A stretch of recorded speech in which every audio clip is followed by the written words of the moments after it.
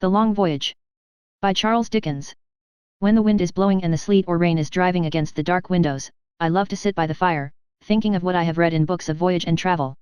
Such books have had a strong fascination for my mind from my earliest childhood, and I wonder it should have come to pass that I never have been round the world, never have been shipwrecked, ice-environed, tomahawked, or eaten. Sitting on my ruddy hearth in the twilight of New Year's Eve, I find incidents of travel rise around me from all the latitudes and longitudes of the globe. They observe no order or sequence, but appear and vanish as they will, come like shadows, so depart. Columbus, alone upon the sea with his disaffected crew, looks over the waste of waters from his high station on the poop of his ship, and sees the first uncertain glimmer of the light, rising and falling with the waves, like a torch in the bark of some fisherman, which is the shining star of a new world.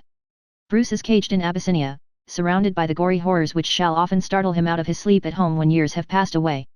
Franklin, come to the end of his unhappy overland journey, would that it had been his last. Lies perishing of hunger with his brave companions, each emaciated figure stretched upon its miserable bed without the power to rise, all, dividing the weary days between their prayers, their remembrances of the dear ones at home, and conversation on the pleasures of eating, the last named topic being ever present to them, likewise, in their dreams. All the African travellers, way-worn, solitary and sad, submit themselves again to drunken, murderous, man-selling despots, of the lowest order of humanity, and Mungo Park, fainting under a tree and succoured by a woman, gratefully remembers how his good Samaritan has always come to him in woman's shape, the wide world over. A shadow on the wall in which my mind's eye can discern some traces of a rocky sea coast, recalls to me a fearful story of travel derived from that unpromising narrator of such stories, a parliamentary blue book. A convict is its chief figure, and this man escapes with other prisoners from a penal settlement. It is an island, and they seize a boat, and get to the mainland. Their way is by a rugged and precipitous seashore, and they have no earthly hope of ultimate escape, for the party of soldiers dispatched by an easier course to cut them off, must inevitably arrive at their distant bourne long before them, and retake them if by any hazard they survive the horrors of the way. Famine, as they all must have foreseen, besets them early in their course. Some of the party die and are eaten, some are murdered by the rest and eaten. This one awful creature eats his fill, and sustains his strength, and lives on to be recaptured and taken back. The unrelatable experiences through which he has passed have been so tremendous, that he is not hanged as he might be, but goes back to his old chained gang work. A little time, and he tempts one other prisoner away, seizes another boat, and flies once more, necessarily in the old hopeless direction, for he can take no other. He is soon cut off, and met by the pursuing party face to face, upon the beach. He is alone. In his former journey he acquired an inappeasable relish for his dreadful food. He urged the new man away, expressly to kill him and eat him. In the pockets on one side of his coarse convict dress, are portions of the man's body, on which he is regaling. In the pockets on the other side is an untouched store of salted pork, stolen before he left the island, for which he has no appetite. He is taken back, and he is hanged. But I shall never see that sea beach on the wall or in the fire, without him, solitary monster, eating as he prowls along, while the sea rages and rises at him. Captain Bligh, a worse man to be entrusted with arbitrary power there could scarcely be, is handed over the side of the Bounty, and turned adrift on the wide ocean in an open boat, by order of Fletcher Christian, one of his officers, at this very minute. Another flash of my fire, and Thursday October Christian, 25 years of age, son of the dead and gone Fletcher by a savage mother, leaps aboard His Majesty's ship Britain, hove to off Pitcairn's Island, says his simple grace before eating, in good English, and knows that a pretty little animal on board is called a dog, because in his childhood he had heard of such strange creatures from his father and the other mutineers, grown grey under the shade of the breadfruit trees, speaking of their lost country far away.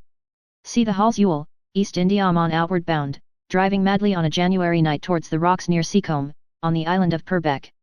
The captain's 2 dear daughters are aboard, and 5 other ladies. The ship has been driving many hours, has 7 feet water in her hold, and her mainmast has been cut away. The description of her loss, familiar to me from my early boyhood, seems to be read aloud as she rushes to her destiny. About 2 in the morning of Friday the 6th of January, the ship still driving, and approaching very fast to the shore, Mr. Henry Meryton, the second mate, went again into the cuddy, where the captain then was. Another conversation taking place, Captain Pierce expressed extreme anxiety for the preservation of his beloved daughters, and earnestly asked the officer if he could devise any method of saving them. On his answering with great concern, that he feared it would be impossible, but that their only chance would be to wait for morning, the captain lifted up his hands in silent and distressful ejaculation. At this dreadful moment, the ship struck, with such violence as to dash the heads of those standing in the cuddy against the deck above them, and the shock was accompanied by a shriek of horror that burst at one instant from every quarter of the ship. Many of the seamen, who had been remarkably inattentive and remiss in their duty during great part of the storm, now poured upon deck, where no exertions of the officers could keep them, while their assistance might have been useful. They had actually skulked in their hammocks, leaving the working of the pumps and other necessary labors to the officers of the ship, and the soldiers, who had made uncommon exertions. Roused by a sense of their danger, the same seamen, at this moment, in frantic exclamations, demanded of heaven and their fellow sufferers that succor which their own efforts, timely made, might possibly have procured. The ship continued to beat on the rocks, and soon bilging, fell with her broadside towards the shore. When she struck, a number of the men climbed up the ensign staff, under an apprehension of her immediately going to pieces. Mr. Meriton, at this crisis, offered to these unhappy beings the best advice which could be given. He recommended that all should come to the side of the ship lying lowest on the rocks, and singly to take the opportunities which might then offer, of escaping to the shore. Having thus provided, to the utmost of his power, for the safety of the desponding crew, he returned to the round house, where, by this time, all the passengers and most of the officers had assembled.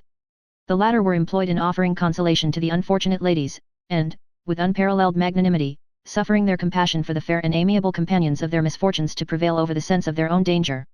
In this charitable work of comfort, Mr. Meriton now joined, by assurances of his opinion, that, the ship would hold together till the morning, when all would be safe.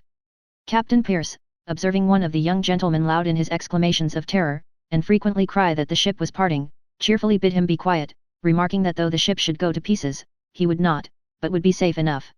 It is difficult to convey a correct idea of the scene of this deplorable catastrophe, without describing the place where it happened. The hail swell struck on the rocks at a part of the shore where the cliff is of vast height, and rises almost perpendicular from its base. But at this particular spot, the foot of the cliff is excavated into a cavern of 10 or 12 yards in depth, and of breadth equal to the length of a large ship. The sides of the cavern are so nearly upright, as to be of extremely difficult access, and the bottom is strewed with sharp and uneven rocks, which seem, by some convulsion of the earth, to have been detached from its roof. The ship lay with her broadside opposite to the mouth of this cavern, with her whole length stretched almost from side to side of it. But when she struck, it was too dark for the unfortunate persons on board to discover the real magnitude of the danger, and the extreme horror of such a situation. In addition to the company already in the round house, they had admitted 3 black women and 2 soldiers' wives, who, with the husband of one of them, had been allowed to come in, though the seamen, who had tumultuously demanded entrance to get the lights, had been opposed and kept out by Mr. Rogers and Mr. Brimer, the 3rd and 5th mates. The numbers there were, therefore, now increased to near 50. Captain Pierce sat on a chair, a cot, or some other movable, with the daughter on each side, whom he alternately pressed to his affectionate breast. The rest of the melancholy assembly were seated on the deck, which was strewed with musical instruments, and the wreck of furniture and other articles. Here also Mr. Meriton, after having cut several wax candles in pieces, and stuck them up in various parts of the round house, and lighted up all the glass lanterns he could find, took his seat, intending to wait the approach of dawn, and then assist the partners of his dangers to escape. But, observing that the poor ladies appeared parched and exhausted, he brought a basket of oranges and prevailed on some of them to refresh themselves by sucking a little of the juice. At this time they were all tolerably composed, except Miss Mansell, who was in hysteric fits on the floor of the deck of the round house. But on Mr. Meriton's return to the company, he perceived a considerable alteration in the appearance of the ship. The sides were visibly giving way, the deck seemed to be lifting, and he discovered other strong indications that she could not hold much longer together. On this account, he attempted to go forward to look out, but immediately saw that the ship had separated in the middle, and that the forepart having changed its position, lay rather further out towards the sea. In such an emergency, when the next moment might plunge him into eternity, he determined to seize the present opportunity, and follow the example of the crew and the soldiers, who were now quitting the ship in numbers, and making their way to the shore, though quite ignorant of its nature and description. Among other expedients, the ensign staff had been unshipped, and attempted to be laid between the ship's side and some of the rocks, but without success, for it snapped asunder before it reached them. However, by the light of a lantern, which a seaman handed through the skylight of the roundhouse to the deck, Mr. Meriton discovered a spar which appeared to be laid from the ship's side to the rocks, and on this spar he resolved to attempt his escape.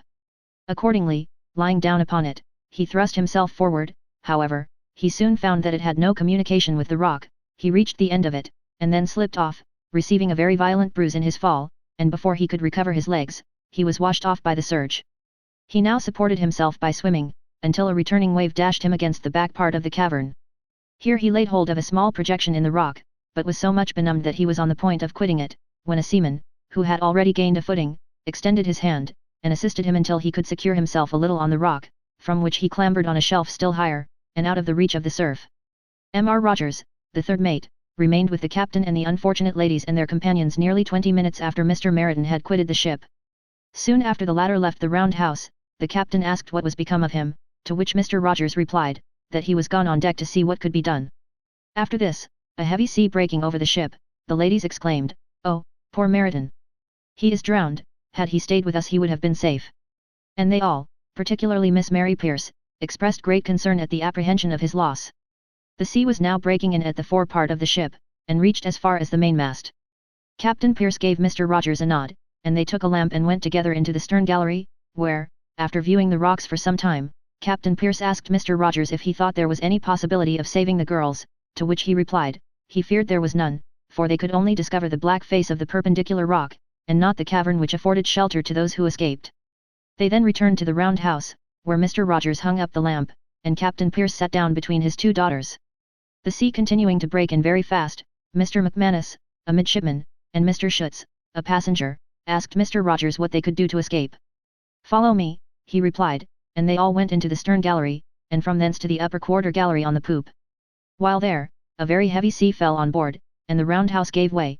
Mr. Rogers heard the ladies shriek at intervals, as if the water reached them, the noise of the sea at other times drowning their voices. Mr. Brimer had followed him to the poop, where they remained together about 5 minutes, when on the breaking of this heavy sea, they jointly seized a hen coop. The same wave which proved fatal to some of those below, carried him and his companion to the rock, on which they were violently dashed and miserably bruised. Here on the rock were 27 men, but it now being low water, and as they were convinced that on the flowing of the tide all must be washed off, many attempted to get to the back or the sides of the cavern, beyond the reach of the returning sea. Scarcely more than 6, besides Mr. Rogers and Mr. Brimer, succeeded. Mr. Rogers, on gaining this station, was so nearly exhausted, that had his exertions been protracted only a few minutes longer, he must have sunk under them. He was now prevented from joining Mr. Meriton, by at least 20 men between them, none of whom could move, without the imminent peril of his life. They found that a very considerable number of the crew, seamen and soldiers, and some petty officers, were in the same situation as themselves, though many who had reached the rocks below, perished in attempting to ascend. They could yet discern some part of the ship, and in their dreary station solaced themselves with the hopes of its remaining entire until daybreak, for, in the midst of their own distress, the sufferings of the females on board affected them with the most poignant anguish, and every sea that broke inspired them with terror for their safety. But, alas, their apprehensions were too soon realized. Within a very few minutes of the time that Mr. Rogers gained the rock, an universal shriek, which long vibrated in their ears, in which the voice of female distress was lamentably distinguished, announced the dreadful catastrophe. In a few moments all was hushed, except the roaring of the winds and the dashing of the waves. The wreck was buried in the deep, and not an atom of it was ever afterwards seen. The most beautiful and affecting incident I know, associated with a shipwreck, succeeds this dismal story for a winter night. The Grosvenor, East Indiaman, homeward bound, goes ashore on the coast of Caffraria. It is resolved that the officers, passengers, and crew, in number 135 souls, shall endeavour to penetrate on foot, across trackless deserts, infested by wild beasts and cruel savages, to the Dutch settlements at the Cape of Good Hope. With this forlorn object before them, they finally separate into 2 parties, never more to meet on earth. There is a solitary child among the passengers, a little boy of 7 years old who has no relation there, and when the first party is moving away he cries after some member of it who has been kind to him. The crying of a child might be supposed to be a little thing to men in such great extremity, but it touches them, and he is immediately taken into that detachment. From which time forth, this child is sublimely made a sacred charge. He is pushed, on a little raft, across broad rivers by the swimming sailors, they carry him by turns through the deep sand and long grass, he patiently walking at all other times, they share with him such putrid fish as they find to eat, they lie down and wait for him when the rough carpenter, who becomes his especial friend, lags behind. Beset by lions and tigers, by savages, by thirst, by hunger, by death in a crowd of ghastly shapes, they never, O Father of all mankind, thy name be blessed for it, forget this child. The captain stops exhausted, and his faithful coxswain goes back and is seen to sit down by his side, and neither of the 2 shall be any more beheld until the great last day, but, as the rest go on for their lives, they take the child with them. The carpenter dies of poisonous berries eaten in starvation, and the steward, succeeding to the command of the party, succeeds to the sacred guardianship of the child. God knows all he does for the poor baby, how he cheerfully carries him in his arms when he himself is weak and ill, how he feeds him when he himself is griped with want, how he folds his ragged jacket round him, lays his little worn face with a woman's tenderness upon his sunburnt breast, soothes him in his sufferings, sings to him as he limps along, unmindful of his own parched and bleeding feet. Divided for a few days from the rest, they dig a grave in the sand and bury their good friend the cooper, these 2 companions alone in the wilderness, and then the time comes when they both are ill, and beg their wretched partners in despair, reduced and few in number now, to wait by them 1 day. They wait by them 1 day, they wait by them 2 days. On the morning of the third, they move very softly about, in making their preparations for the resumption of their journey, for, the child is sleeping by the fire, and it is agreed with one consent that he shall not be disturbed until the last moment. The moment comes, the fire is dying, and the child is dead. His faithful friend, the steward, lingers but a little while behind him. His grief is great, he staggers on for a few days, lies down in the desert, and dies. But he shall be reunited in his immortal spirit, who can doubt it? With the child, when he and the poor carpenter shall be raised up with the words, "Inasmuch as ye have done it unto the least of these, ye have done it unto me." As I recall the dispersal and disappearance of nearly all the participators in this once famous shipwreck, a mere handful being recovered at last, and the legends that were long afterwards revived from time to time among the English officers at the Cape, of a white woman with an infant, said to have been seen weeping outside a savage hut far in the interior, who was whisperingly associated with the remembrance of the missing ladies saved from the wrecked vessel, and who was often sought but never found, thoughts of another kind of travel came into my mind. Thoughts of a voyager unexpectedly summoned from home, who travelled a vast distance, and could never return. Thoughts of this unhappy wayfarer in the depths of his sorrow, in the bitterness of his anguish, in the helplessness of his self-reproach, in the desperation of his desire to set right what he had left wrong, and do what he had left undone. For, there were many, many things he had neglected. Little matters while he was at home and surrounded by them, but things of mighty moment when he was at an immeasurable distance.